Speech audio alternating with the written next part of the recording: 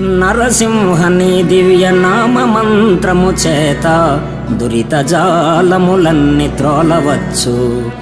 నరసింహని దివ్య నామ మంత్రము చేత బలువైన రోగముల్ బాపవచ్చు.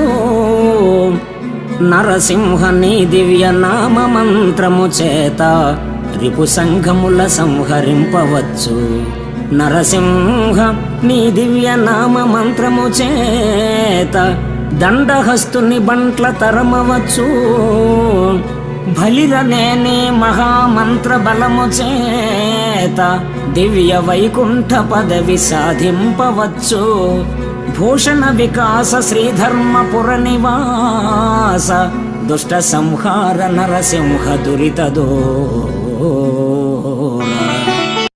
శ్రీ లక్ష్మీ నారసింహ నీ నామ మంత్రానుష్ఠానం